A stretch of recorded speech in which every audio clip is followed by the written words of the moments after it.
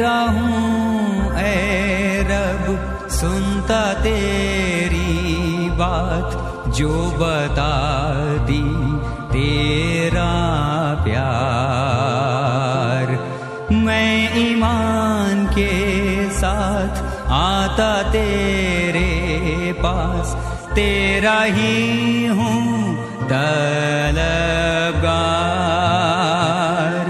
रख तू मुझको मुझको ए मसीह, जहाँ चश्मा क्रूस से खास। रख तू मुझको ए मसीह,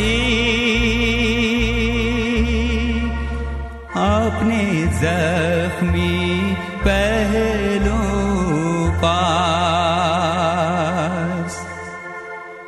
मुझको पाकर अब कि मैं तेरा काम करूं दिल से ठीक ओ खूब। तेरी मर्जी पाक मुझसे पूरी हो, मेरी मर्जी हो मगलूब। रख तू मुझको ए मसीह, जहाँ चश्मा क्रूस से खास। रख तू मुझको ए मसीह, अपने जख्मी पहलू पास।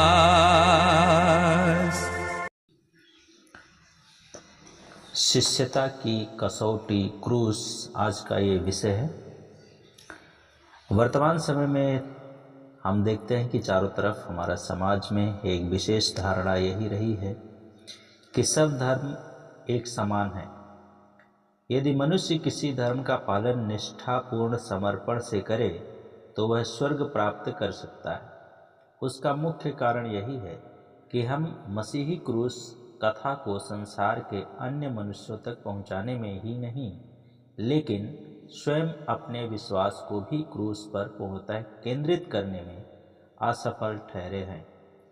दुख भोग का समय निश्चित रूप से हम सबको प्रेरित कर रहा है कि हम इस वर्ष पुनरुत्थान दिवस मनाने से पहले क्रूस को अपने हृदयों में चिंतन एवं विश्वास में मुख्य स्थान दें, क्योंकि किसी विश्वासी की विश्वास यात्रा क्रूस से होती है और क्रूस से होती हुई प्रभु यीशु मसीह तक पहुंचती है। यदि हमारी दृष्टि क्रूस से हटती है तो मसीह भी धीरे धीरे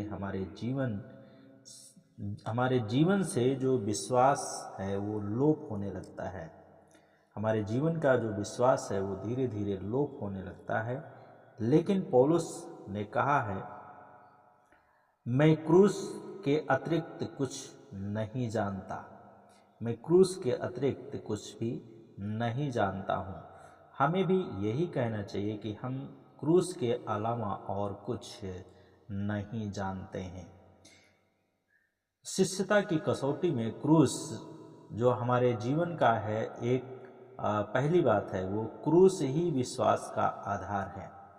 तो क्रूस हमारे विश्वास का आधार है। क्रूस ही मसीही विश्वास का आधार का एक खंभा है, पिलर है, एक स्तंभ है। क्रूस ही परमेश्वर और मनुष्य का टूटा हुआ संबंध फिर से जोड़ दिया है और जोड़ता है। क्रूस पर ही परमेश्वर और मानव का टूटा हुआ संवाद, वार्तालाप, संगति फिर से मुखरित हुआ और क्रूस पर ही मसीह ने शापित आदम को पुनः अनंत जीवन का वरदान दिया। तब इमिल ब्रूनर ने कहा है, एक परमेश्वर का सेवक है और उन्होंने कहा, इमिल ब्रूनर ने कहा, जो क्रूस को सही सही समझ लेता है वही यीशु मसीह को पूर्ण रूप से समझ सकता है। एक को समझाना दूसरे को समझाना है। फिर से, जो क्रूस को सही सही समझ लेता है वही यीशु मसीह को पूर्ण रूप से समझ सकता है। एक को समझाना दूसरे को समझाना है।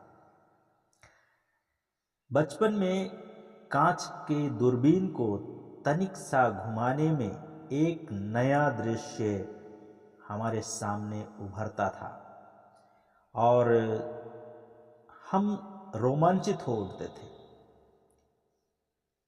क्रूस को भी जिस दिशा से देखो एक नया स्वरूप उभरता है, एक नया तरीके से दिखाई देता है, अलग अलग तरीके से क्रूस दिखाई देता है। एक नई आत्मिक आशीष मिलती है। पहला कुरिन्थियों उसका 1 अध्याय उसका 18 पद में लिखा है, क्योंकि क्रूस की कथा नाश होने वालों के लिए मूर्खता है और उद्धार पाने वालों के लिए परमेश्वर की सामर्थ है। तो क्रूस हमारे विश्वास का आधार है, हमारे विश्वास का खंभा है और साथ ही हमारे लिए उद्धार के लिए परमेश्वर की ओर से सामर्थ है। केवल विश्वासी ही क्रूस के विभिन्न दृष्टिकोणों के द्वारा आशीषित हो सकते हैं। आइए विभिन्न विश्वासियों द्वारा क्रूस को भिन्न भिन्न दृष्टिकोणों से देखने और समझने से प्राप्त आशीषों को हम लोग देखने का प्रयास करेंगे। दूसरी चीज है, क्रूस अनंतता तथा सार्वभौमिकता का प्रतीक है। क्रूस अनंतता और सार्वभौमिकता का प्रतीक है। मानवीय जीवन एक क्षण भंगुर है, थोड़े समय के लिए है। परमेश्वर के वचन के अनुसार हम क्षणिक हैं। बादलों पर पवन क्षणिक बादलों के समान, हवा के समान, घास के फूल के समान है, जो अभी है और अभी नहीं है। लेकिन क्रूस की कल्पना तो परमेश्वर ने आदम और इस भूमंडल की सृष्टि से पूर्व ही कर लिया था। इस सृष्टि से पहले परमेश्वर के मन में एक शुद्ध मेमना, कलवरी और एक क्रूस जन्म ले चुके थे, ताकि हम पापी जो थोड़े मात्र के लिए क्षण भंगुर मानो उस मेमने सहित अनंतता को प्राप्त कर सके। अद्भुत और महान परमेश्वर जो भूगोल से पूर्व इतिहास को रच सकता है, आइए हम आश्चर्यचकित ना हो, महिमा करें और उस आत्मदानी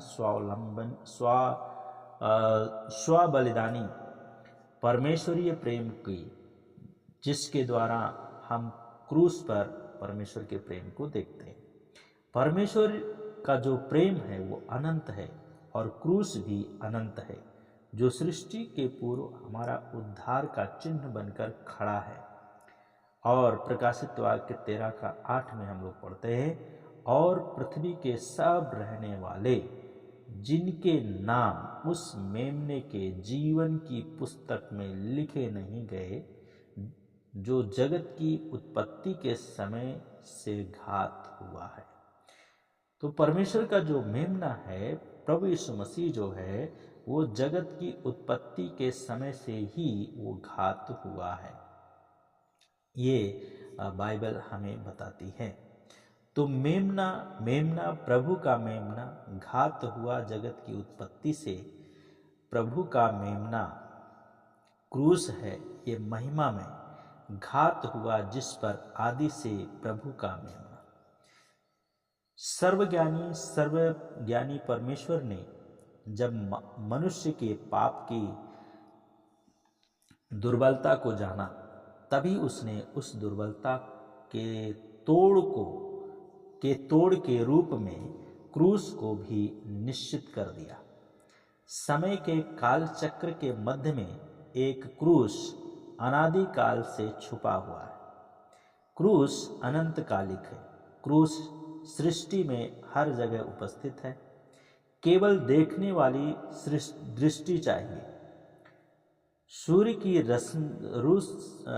की जो रश्मियाँ हैं, जो किरणें हैं, जब धरती पर पड़ती हैं तो कितने ही क्रूस को बनाती हैं, रचती हैं।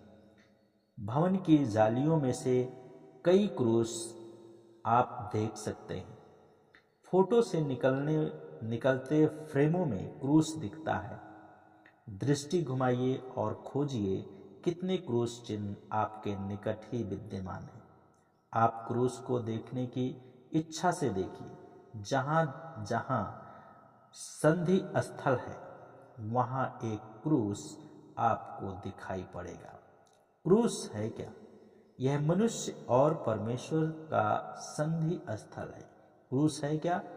ये क्रूस जो है मनुष्य और परमेश्वर का संधि स्थल है, अर्थात मिलने का चिन्ह है, प्रतीक है।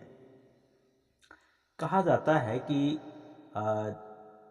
चाइना की मंडली जब क्रूस दीवार पर नहीं लगा सकती थी तो सभी जो विश्वासी लोग होते थे, सदस्य लोग होते थे, सूर्य की किरणों के आगे एक बड़ा दर्पण लगा देते थे और उसका जो प्रतिबिंब क्रूस के रूप में दीवारों पर आ जाता था, उसी क्रूस का ध्यान लगाकर वो अपनी प्रार्थना करते थे।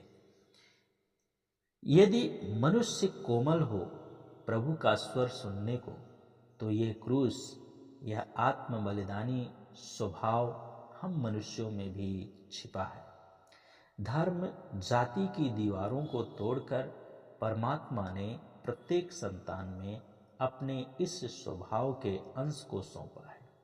धू धू जलती अग्नि बाड़ों में कूदकर दूसरे मनुष्य को बचाना, वेगवती धाराओं से मनुष्य युद्ध कर डूबते जो जीवन और श्वास देता है, या भूकंप से कंपित इमारतों में घुसकर स्त्रियों पुरुषों को बचा लेना, क्या यह सर्व मानवों में छिपे ईश्वरीय आत्मदानी स्वभाव का एक विशेष लक्षण नहीं?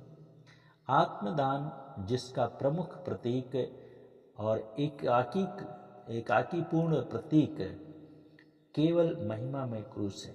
इसी कारण क्रूस का जो चिन्ह है अनंतता का, सार्वभौमिकता का, क्रूस जो दिग दिगंत में, सृष्टि के कण कण में, भारत के हृदय में, इसकी हस्तरेखाओं में हर जगह दृष्टव्य है। मसीह को काष्ठकार के घर में जन्मा और काठ से क्रूस बनाकर बचपन में खेलता रहा। युवावस्था में परमपिता की इच्छा को पूर्ण करता है। उसी काठ के क्रूस पर आहूत हो गया, बलिदान हो गया। परमेश्वर परमपिता के मानवता के प्रति अनन्य प्रेम को प्रकट करता है, क्योंकि बिना लहू बहाए पापों की क्षमा नहीं है। तो प्रभु यीशु मसीह ने अपना लहू को बहाया। अंत में इस दुख भोग सप्ताह में को यदि हमें वास्तव में मात्र रीति रिवाज बनने से रोकना है, तो आवश्यकता है कि हम मसीही अपने जीवनों में क्रूस को उसका महत्वपूर्ण स्थान प्रदान करें। अपने जीवन में जो कुछ भी करते हैं क्रूसित होकर करें। स्वयं क्रूसित हुए बिना क्रूस का अर्थ समझना व्यर्थ ठहरेगा। आइए हम क्रूस के मुख्य संदेश आत्म बलिदान, निस्वार्थता को अपने जीवनों में अपनाएं और क्रूस के संदेश को घर घर तक पहुंचा दें। क्रूस को आभूषण बनाकर धारण करने के स्थान पर उसे वास्तव में धारण करें। यदि अपने हृदयों में यदि हम अपना क्रूस धारण नहीं कर सकते तो हम उसके शिष्य नहीं। क्रूस उठाना ही शिष्यता की कसौटी है। तो आज का दिन में हमने देखा कि शिष्यता की कसौटी क्रूस या क्रूस उठाना ही शिष्यता की कसौटी है। यदि हम एक अच्छे विश्वासी हैं तो हमें अपने जीवन में क्रूस को उठाना है और क्रूस को उठाकर हमें अपने प्रभु के साथ में चलते हुए अपने प्रभु की महिमा करनी है। आइए हम प्रार्थना करें। प्रभु यीशु, हम प्रार्थना करते हैं आप हम में से प्रत्येक को अपना क्रूस उठाने की सामर्थ्य दीजिए। जिस प्रकार से आपने क्रूस को उठाया मनुष्य को बचाने के लिए और मनुष्य को एक साथ जोड़ने के लिए, उसी प्रकार से आज का समय में हम एक दूसरे के साथ में जुड़ने के लिए, एक साथ में बने रहने के लिए हम आपके क्रूस को लेकर चलने वाले बने, ताकि हमारा जीवन से आपके नाम को महिमा मिले और आप मुझे पर उठाए जाए। हे परमेश्वर, आप दया कीजिए। धन्यवाद के साथ इस समय को आपके हाथ में सौंपते हैं और आपका आशीषों को हम मांगते हैं। प्रभु यीशु, आप सहायता करें। धन्यवाद के साथ आपके आत्मज्ञान और आपका सामर्थ, आपके क्रूस की सामर्थ सभी को मिले जो हमारे उद्धार और विश्वास का केंद्र बिंदु है। धन्यवाद के साथ प्रार्थना यीशु के नाम से मांगते हैं, आमीन। प्रभु आप सबको आशीष दे।